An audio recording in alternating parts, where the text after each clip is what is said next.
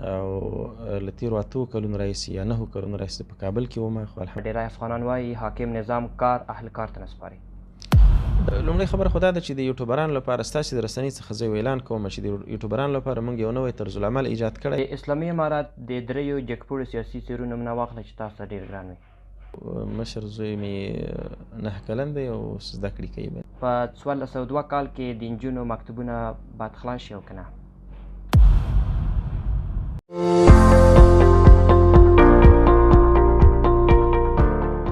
بسم الله الرحمن الرحیم. د باران پلس ټولنیزې رسنۍ قدرمنو لیدونکو سلام. ستړي مه شئ، وخت مو په خیر، کور مو ودان چې باران پلس ټولنیزه رسنۍ سره زه غلام رحمان احمدي یو ځل بیا تاسو ته د ځانګړې مرکې په لړ کې حاضر شوم. دا ځل د ځانګړو مرکو په لړ کې را سره د اطلاعاتو فرهنګ د نشراتو د څار رئیس ښاغلی عبدالحق حماد شتون لري. له دوی سره د افغانستان پر روان سیاسي حالات او د قدرمن حماد صاحب پر شخصي ژوند باندې هم خبرې اترې وکړو. قدرمن حماد صاحب سلام، ستړی مه شئ، کور دې ودان چې وخت یې راکړ. مننه، خوشحاله اوسئ. تاسې هم ستړي مه شئ، ستاسو ټول اورېدونکي او کتونکي ټول دې ستړي مه شئ. کور دې ودان. حماد صاحب په سر کې که دا راته ووایاست د څو کلونو را په دې خوا د اسلامي امارت لیکو ته راغلي یاست؟ اسلامي امارت یوه سیاسي ډله نه ده او نه یو سیاسي تنظیم ده. اسلامي امارت یوه فکره ده او دا فکره د اسلامي نظام د قایمولو د په افغانستان کې د امنیت او د ثبات راوستلو، خلکو ته د عدالت قایمولو، د ظالم د لاس لنډولو، مظلوم ته د حق سپارلو یوه فکره ده او دا فکره زموږ په خټه کې نغښتې ده. زموږ پیدایش په همدې فکره سوی ده. دا چې زه د اسلامي امارت سره څومره وخت کېږي چې کار کوم، نو لومړی خو زما کورنۍ الحمدلله د مور طرف ټول نسل او د پلار طرف ټول نسل الحمدلله په تېرو 20 کلونو کې موږ نه په اردو کې څوک درلودل، نه په نظام کې څوک درلودل او له ابتدا څخه په تېر امارت کې زموږ تړاو د اسلامي امارت سره و. زما مشر ورور په اسلامي امارت کې د قندهار د لومړي جنګ برخوالو، بیا په امارت کې د ریاست په کچه وظیفې څو ځایونو کې اجرا کړې وي. بیا چې کله امریکایي اشغال راغی، طبعا هغه وخت کې موږ واړه وو. بیا درسونه په 2014 کال کې چې زما فراغت وشو، هغه وخت او له هغه نه مخکې چې زه په دا ښه و بد پوه شوی یم، زما د اسلامي امارت د فرهنګي کمیسیون سره، فرهنګي ملګرو سره تړاو او له تېرو 8 کلونو راهیسې یا 9 کلونو راهیسې په کابل کې وم. خو الحمدلله په کابل کې ما یوه ورځ د کابل ادارې تر چتر لاندې رسمي وظیفه نه ده اجرا کړې او یوه افغانۍ ما د دولت څخه نه ده خوړلې او دا کار مې جرم ګاڼه او ګناه مې ګڼله د ځان لپاره. له همدې ځای څخه موږ د اسلامي امارت لپاره کار کوو په فرهنګي برخه کې، په سیاسي برخه کې، په علمي برخه کې او کله ناکله به نوبتونو ته هم ځینو ساحو ته تلو مجاهدینو سره. کور دې ودان. او زما تړاو شخصي تړاو، زما تقریبا د ویلی شم چې د 15 کلونو راهیسې زه د امارت سره تړاو لرم او په مختلفو برخو کې مې کار ورسره کړی او اوس هم الله بریالی اوسي. احمد صاحب رابشو ستاسو پر زده کړو باندې به وغږېږو. څومره زده کړې مو کړي، یعنې له کومه ځایه مو شروع کړي، په کومه برخه کې او چېرته مو پای ته رسولی؟ طبعا زه په یوه دیني علمي کورنۍ کې زیږېدلی یم. پلار او ترونه ټول علما او ماماګان هم ټول علما، ورونه مې هم الحمدلله ټول علما دي. نو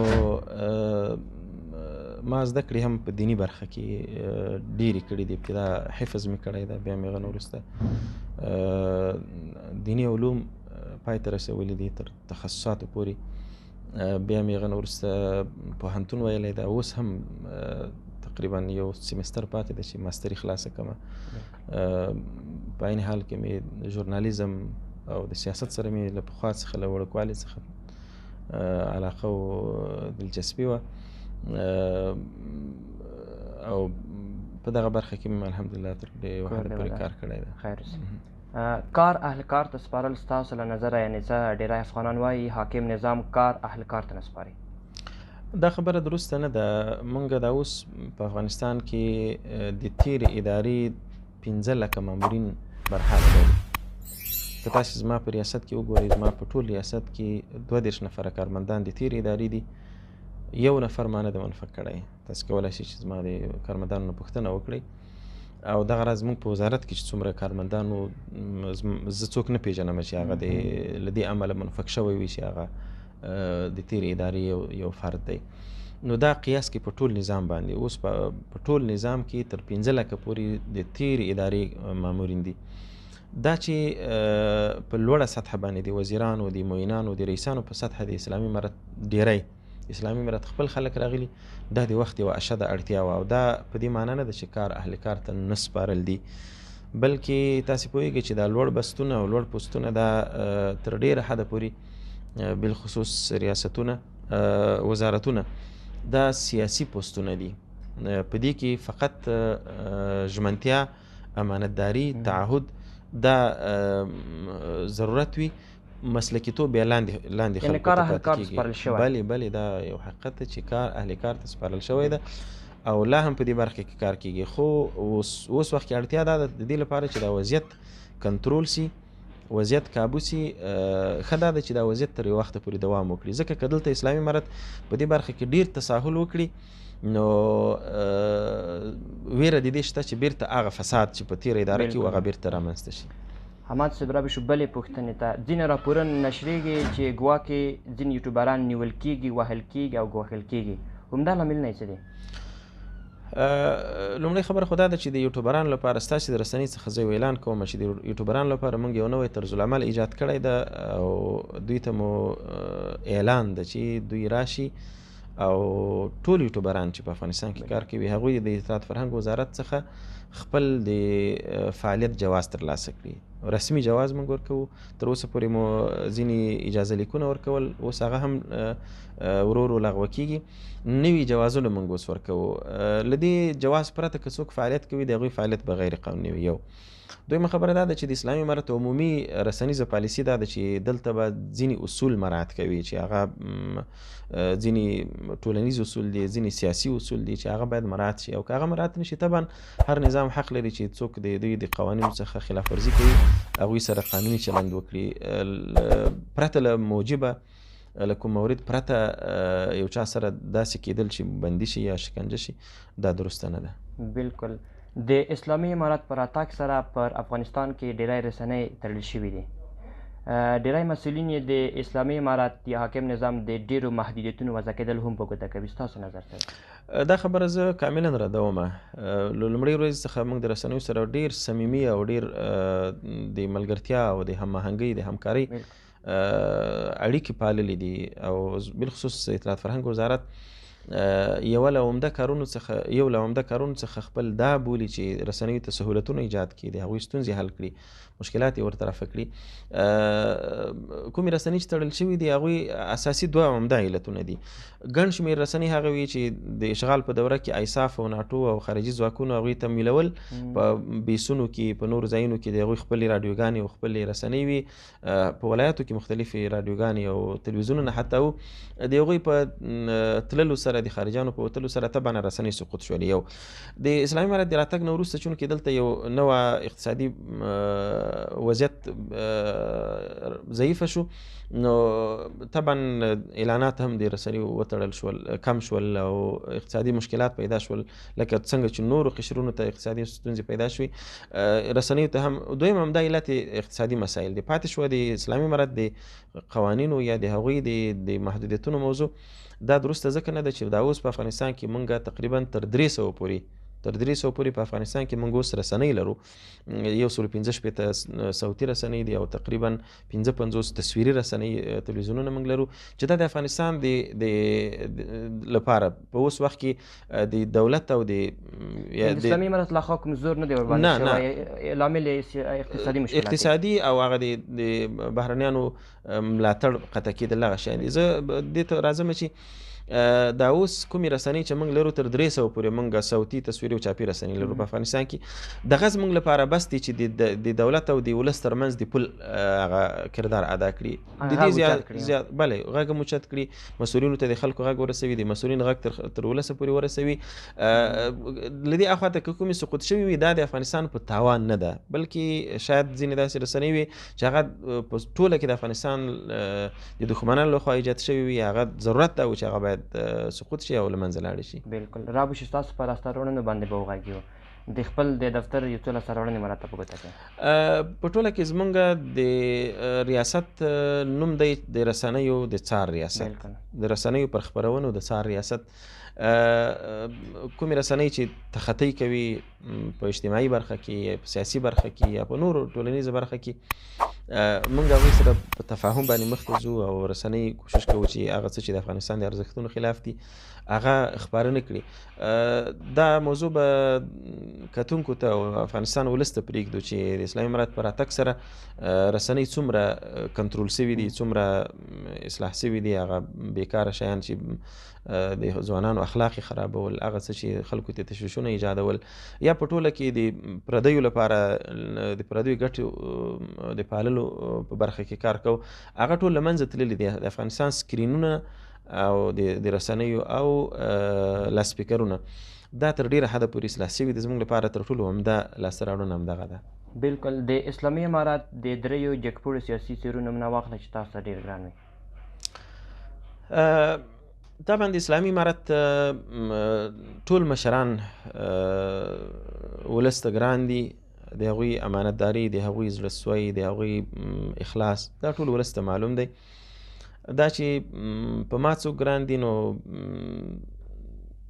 طبعا ځینې داسې څیرې دي چې هغه لیدونکو ته یې درې څیرې نومونه واخله. او بلې، یو مولوي صاحب محمد یعقوب او د ګرانښت دوه علته دي. یو دا ده چې په خپله ډېر قاطع، ډېر پاک نفسه او ډېر دروند شخصیت دی، ملي فکر لري.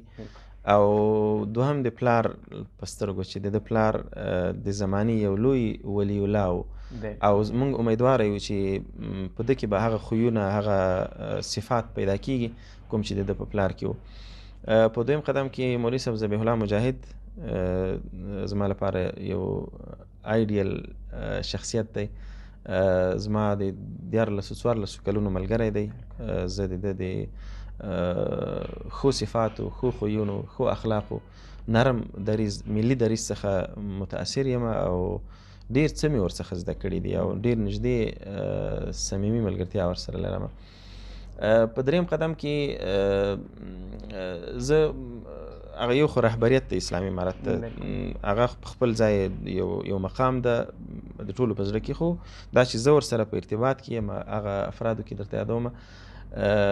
دریم شخص مولوي صاحب عبدالسلام ضعیف دی چې دا د اسلامي امارت د مؤسسینو څخه دی او زما په ژوند کې د ده ډېر تاثیر دی. یعنی د ده سره زما نږدې ملګرتیا، د ده په قیادت کې یا د ده په مشرتوب کې ما علمي کارونه کړي دي او سیاست مې ډېر له مولوي صاحب عبدالسلام ضعیف څخه زده کړی دی او ډېر ورڅخه متاثره یم.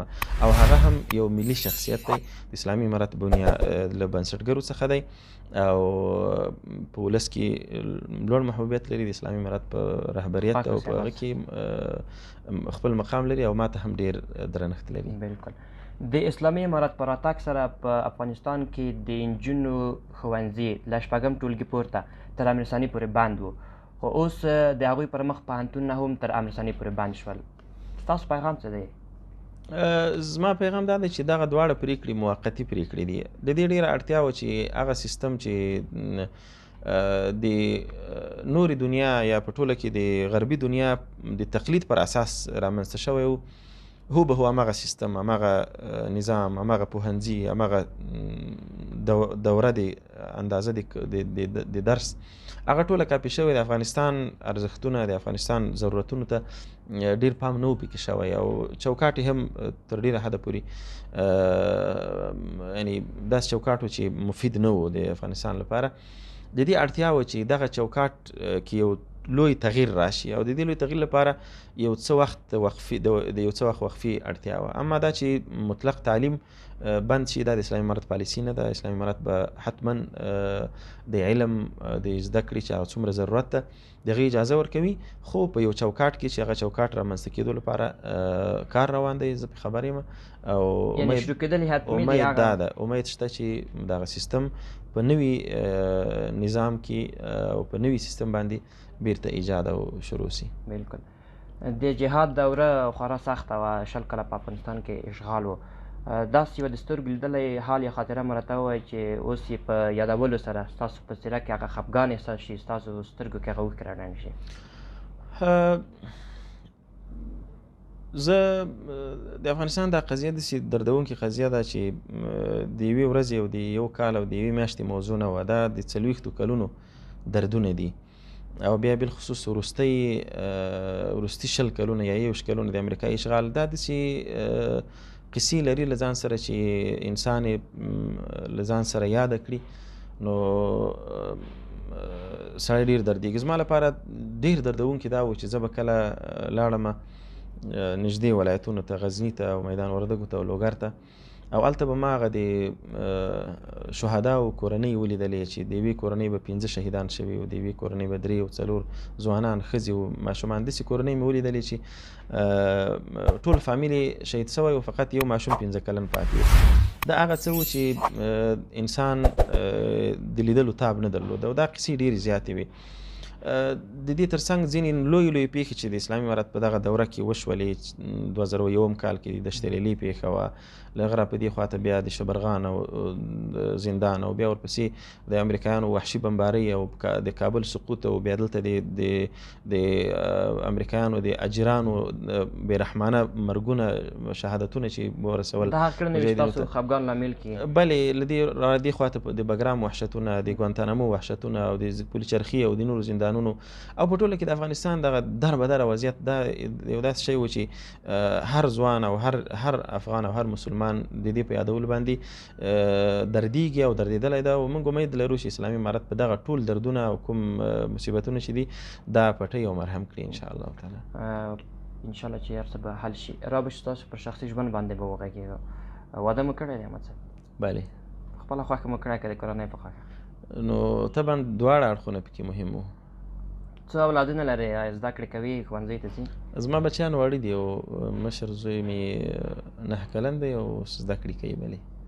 بلکل. یو څو پوښتنې کړم هیله ده په هو او نه کې راته ځواب کړئ. په 1402 کال کې د نجونو مکتوبونه باید خلاص شي او که نه؟ هو. په شته نظام کې کار اهل کار ته سپارل شوی؟ تر ډېره. تر اوسه په دغه موده کې تاسو 15 کال تقریبا د اسلامي امارت په لیکو کې یاستئ. چاته واسطه شوي یې؟ ډېر ځله. د چا ضمانت یې کړی تر اوسه؟ بلې، د څوک چې زه ورباندې باوري شوی یم او پوه شوی یم چې هغه متعهد شخص دی، ضمانت مې هم کړی. بلکل. خپرونه همدومره وه. د باران پلس کامرې ستاسو په خدمت کې دي. لیدونکو اورېدونکو ته مو پیغام څه دی؟ د افغانستان ولس او مجاهدینو ته مې یو پیغام دی. مجاهدینو ته پیغام دا دی چې لکه څنګه چې د نظام ساتل، د نظام ګټل یو فرض وجیبه وه، یو ضرورت و، یو عبادت و، دغه راز د دې نظام ساتل دا هم هماغسې فرض، تر هغه لوړ فرض دی. باید د دې نظام سره تر مرګه پورې وابسته پاتې شي او څوک دا فکر نه کوي چې زه په چک پاینټ ولاړ یم نو دا زما لپاره څنګه وظیفه ده. نه، دلته یو ادنا وظیفه کول د لویو عبادتونو څخه لوی عبادت دی. افغانستان ولس ته مې پیغام دا دی چې دغه شته نظام د افغانستان د ثبات، د افغانستان د بهبود، د ترقۍ، د ملي یووالي، د مرکزیت د رامنځته کېدو لپاره وروستی چانس دی. د همدې نظام تر څنګ ودرېږئ. که خدای ناخواسته د دې نظام تر څنګ موږ او تاسو او ټول ولس ونه درېږي نو بیا به خدای پاک یو داسې حالت را باندې راولي چې بیا به مو 40 کاله نه 400 کاله هم بیا توبې نه قبلېږي. سره له نواقصو، سره له مشکلاتو، دا نظام زموږ او ستاسې لپاره د خدای یو لوی نعمت دی. دا کوم ستونزې چې تاسې تصور کوئ، تاسې فکر کوئ، دا ټولې به الله تعالی حل کړي. اساسي ستونزې حل شوي دي. امید مې دا دی چې تاسې به د دې نظام تر څنګ درېږئ او دا نظام به په پښو دروئ. د نظام د امنیتي ځواکونو سره، د سیاسي جهاد سره، د اقتصادي جهاد سره، د دې ټولو سره به همکاري کوئ او دا نظام به په خپل ملاتړ سره کامیابوي او خدای ناخواسته غفلت وشي بیا به تر ټولو ډېر نقصان موږ او تاسو او ولس ته وي. بلکل. پر د اطلاعات و فرهنګ د نشراتو رئیس ښاغلی عبدالحق حماد له تا نړۍ مننه چې وخت یې راکړی. مننه. د باران پلس درنو لیدونکو له تاسو هم یوه نړۍ مننه. دا وه د باران مېلمه خپرونه چې ما او همکارانو مې درته وړاندې کړه. تر بلې خپرونې مو په پاک او عظیم رب سپارم. الله مو مات شه. له لیدلو مو مننه.